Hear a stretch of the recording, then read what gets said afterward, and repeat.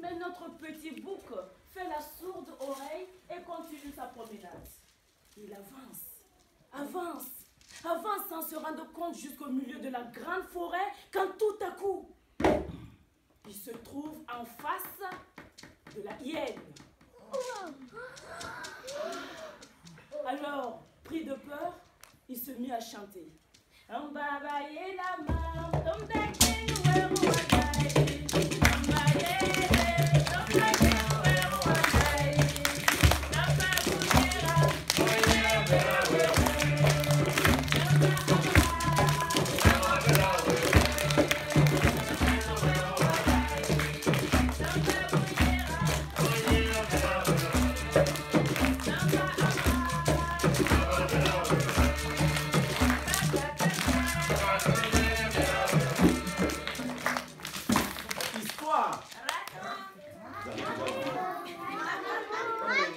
C'est pas ordonné. Histoire.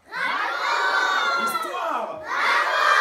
Maintenant, nous allons oublier le R. On va faire raconte. D'accord? Histoire. Histoire. Histoire.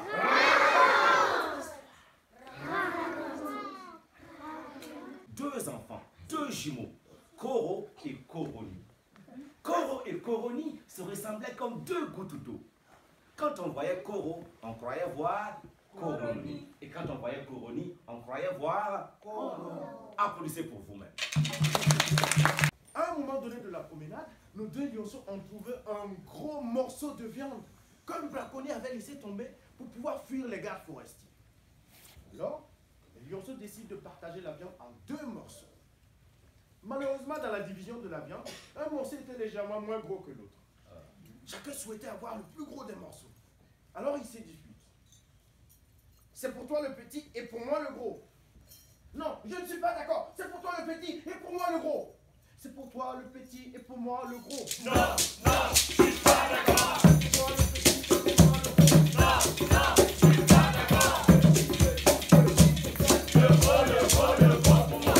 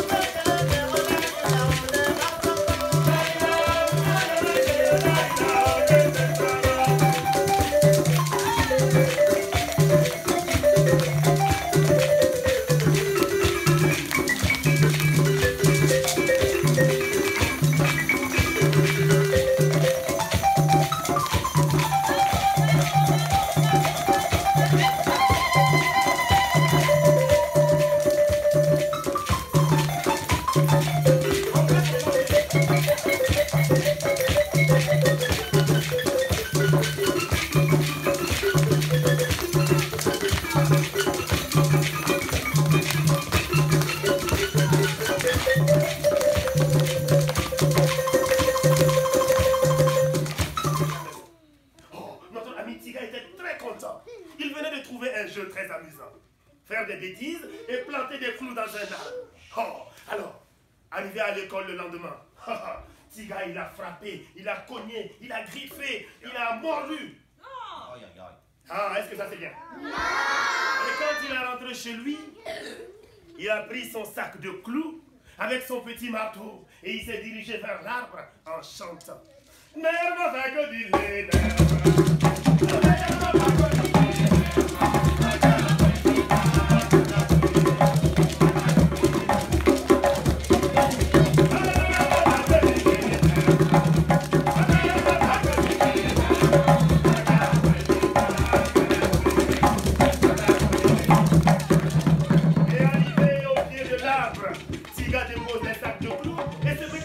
les clous dans l'arbre et ça faisait.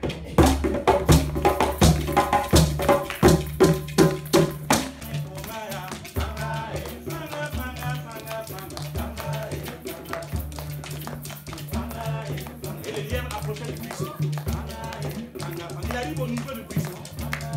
Il contourne le buisson et là, hop, il tombe dans un trou et il se retrouve dans un village de lutins. Au fait, il paraît que même chez nos cousins les hommes, il y a de telles situations. C'est pas possible. Oh mais si, Majesté. Je veux me faire croire que chez les hommes qui sont normalement dotés d'intelligence, de raison, il y aura aussi des profiteurs là-bas? Eh oui, Majesté. Non. Aussi, Majesté. Non, je te dis. Oh mais si, Majesté.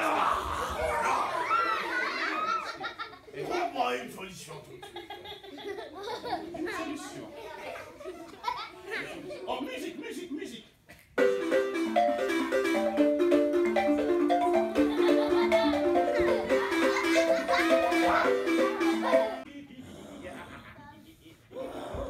Mais qu'est-ce qu'il nous veut encore, le roi? Pourquoi Sa Majesté nous a-t-elle convoqués chez elle? Sûrement pour nous parler de la famine.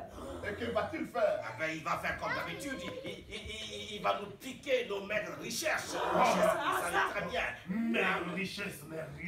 Écoute, quand on voit pendant la famine comment certains grossissent, pour avoir la lane par exemple, regarde comment tu es devenu.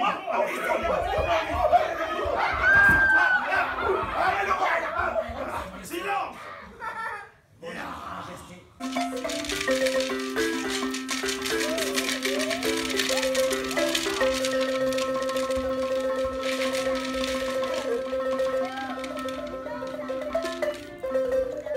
Bien, ceci est une calebasse magique. Ah, vraiment? Oui.